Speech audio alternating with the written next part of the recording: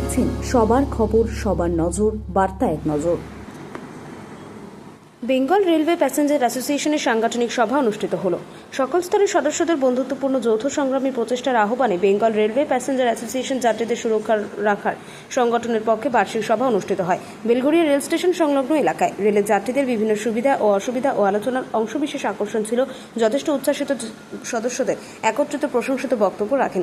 গত 2 বছর ধরেই অতিক্রান্ত অরাজনৈতিক সংগঠন এই বেঙ্গল রেলওয়ে প্যাসেঞ্জার্স অ্যাসোসিয়েশনের সংগঠনের রাজ্য সভাপতি শঙ্কর শীল, রাজ্য কার্যকারী সভাপতির দায়িত্বপ্রাপ্ত পদে নিযুক্ত পরেশচন্দ্র সরকার, সম্পাদক রঞ্জিত বাবু সহ সভাপতির অমিত সেনগুপ্ত, সোদপুর শাখার সভাপতির দায়িত্বপ্রাপ্ত পদে নিযুক্ত স্বপন কর্মকার ও স্বপন ঘোষ, রাজ্য কমিটির সহসভাপতি গুরুদাস বন্দ্যোপাধ্যায়, হাওড়া ডিভিশনের কার্যকরী সভাপতি প্রবীর কুণ্ডু, হাওড়া ডিভিশনের সভাপতি সুশান্ত মণ্ডল সহ সভাপতির আসাদ আলী খানকার এবং হাওড়া ডিভিশনের সাধারণ সম্পাদক রাজেশ দে। এছাড়া উপস্থিত হয়েছিলেন বিভিন্ন স্টেশন সদস্য নৈহাটি, হালিশহর, ব্যারাকপুর, শিয়ালদহ দক্ষিণ শাখা, বালিগঞ্জ শাখার সভাপতি বিকাশবাবু সহ আরও অনেক সদস্য এবং সদস্য নেতৃবৃন্দ।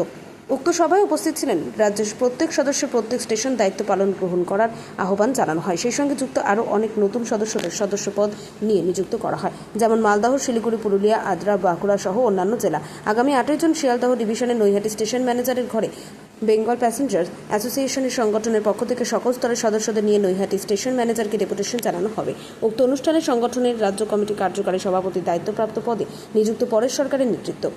বেঙ্গল প্যাসেঞ্জার অ্যাসোসিয়েশন সংগঠনের পক্ষে নৈহাটি স্টেশন উপস্থিত থাকার জন্য আমন্ত্রণ জানানো হলো। সকাল 10টা ঘটিকায় জমায়েত নৈহাটি স্টেশন সংলগ্ন। কথা বলবো, কাজ করবো না, এই মানসিকতাটা আমার মনে হয় ছেড়ে দিতে হবে। যারা যারা এইরকম মানসিকতা আছে, ভুল বুঝবেন না, আমি বাপ্পার সঙ্গে একমত, তারা নিজেরা ছেড়ে দেবে, লোক পাওয়া যায়। আর দেখুন, সরকার পাল্টে যে ডবল ইঞ্জিন সরকার, এই ব্যাখ্যায় বা এই বিতর্কে আমি যাবো। আমি ধরুন কংগ্রেসি ঘরানার লোক, বাপ্পাও এক সময় কংগ্রেসি ঘরানার লোক ছিল। বাপ্পা আমার সহকর্মী, রেলে ছিল। আমিও 42 বছর রেলে চাকরি করেছি, রেলের ট্রেড ইউনিয়ন করেছি। শুধুমাত্র ইস্টার্ন রেলে নয়, ইস্টার্ন রেলে মিন্স কংগ্রেস নয়, ন্যাশনাল ফেডারেশন অফ ইন্ডিয়ান রেলওয়েমেন সর্বভারতীয় সেই সংগঠনের একটা দায়িত্ব ছিল। রিটায়ারমেন্টের পর 2013 এবং 2018-তে আমি রেজিগনেশন দিয়ে সেখান থেকে বেরিয়েছি। একটু এটা বলছি কারণ নাহলে আমাকে চিনবেন। এবং তারপরে আমার কাজটা হচ্ছে আমি রক্তদান আন্দোলনের সামাজিক কাজের সঙ্গে আমার এবার রক্তদানের বয়স হবে 50 বছর। একটা মানুষ দীর্ঘদিন একটানা 50 বছর রক্তদান করার পুজো দেখবেন পাবেন কিনা সব। আর এটা করি খোলাখুলি বলি, আমি কংগ্রেস দলটা আমাকে ভুল বুঝতে কেন আমি ওই স্রোতের সঙ্গে মিশে যাবো খুব সম্ভব, মানে যদি একটু এদিক ওদিক হতে পারে। 1905 সালে মনে হয় খুব সম্ভব, তখন এই লোকাল ট্রেন নিয়ে আন্দোলন হয়েছিল, কিন্তু অদ্য অবধি আমরা পাইনি।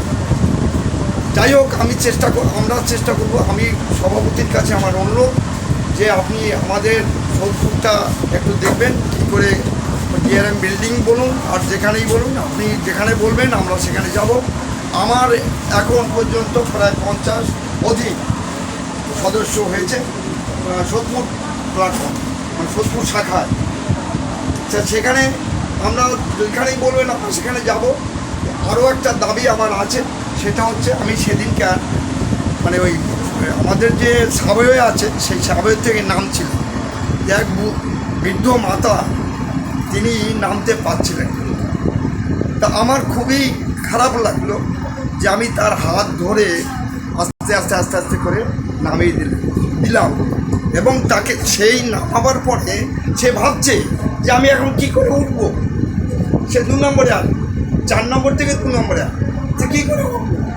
তা আমার খুব কষ্ট হয়েছে, কিন্তু আমি কিছু করতে পারলাম না। কিন্তু আমি আস্তে আস্তে আস্তে করে যেটুকু পেরেছি সেটুকু সাহায্য আমি করেছি। তা আমার এখানে অনেক বলিষ্ঠ যারা আছেন তাদের কাছে আমার একটা আবেদন, যাতে আমাদের সাবওয়েটা অন্তত স্প্রেটা হয়, মানে ওটা হওয়া উচিত। এটা যদি না হয় তাহলে এই যে বৃদ্ধ যারা আছে, যারা যাতায়াত করেন, তারা, আমরা যেহেতু এখানে লিখেছি বেঙ্গল রেলওয়ে প্যাসেঞ্জার অ্যাসোসিয়েশন, প্যাসেঞ্জারের জন্য আমরা এটা করছি।